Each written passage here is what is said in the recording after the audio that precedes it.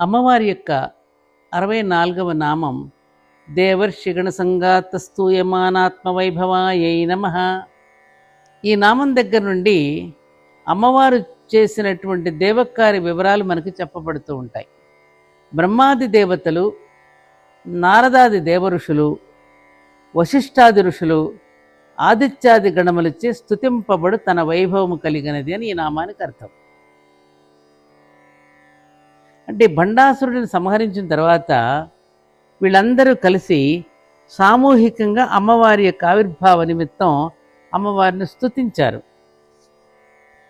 అందుకని దాన్ని ఈ విధంగా దేవర్షిగణ సంగాత స్తూయమానాత్మ వైభవాయ నమః అనే నామం వీళ్ళందరి చేత స్తుతింపబడిందని చెప్పడం జరిగింది. ఏ స్తుతి అయినా, ఏ స్తోత్రమైనా మనం భగవంతుడిని అనేక రకాలుగా స్తుతిస్తాం కన్నా, స్తుతించడం అంటే పొగడడం, కీర్తించడం. ఏ స్తుతి అయినా, ఏ స్తోత్రమైనా మాటలతోనే కదా మరి ఉండేది, మాటలతోనే కదా స్తుతిస్తాం. మరి ఆ స్తుతించేటప్పుడు ఆ మాటలు దేనితో ఏర్పడతాయి? అక్షరాలతో ఏర్పడతాయి. ఆ అక్షరాలు అచ్చులు హల్లులతో ఏర్పడతాయి. అవునా? అచ్చులు 16, హల్లులు 34, మొత్తం ఎన్నయ్యాయి? 50 అక్షరాలు. ఈ అక్షరాలే రకరకాలుగా రూపాలు మారుతూ ఎన్నో రకాల పదాలు వస్తూ ఉంటాయి.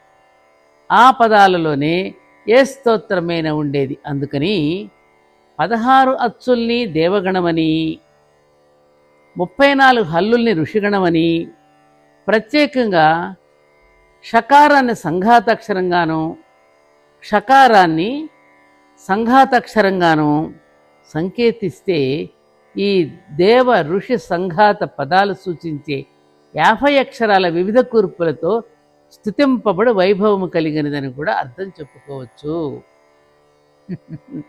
అంతే కదా నాన్న. ఇప్పుడు మనకి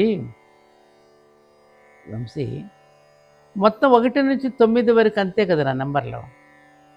కార్ నంబర్లు కానివ్వు, మనకి ఫోన్ నంబర్లు కానివ్వండి, ఈ 9 నంబర్లే కనుక రకరకాలుగా తిప్పుతారు. కొన్ని వేల లక్షల కోట్ల నంబర్లు ఇస్తున్నారు. ఇన్ని లక్షల కోట్ల మందికి సెల్ ఫోన్ నంబర్లు కానీ, కార్ల నంబర్లు కానీ మార్చి అవే కదా ఇస్తున్నారు.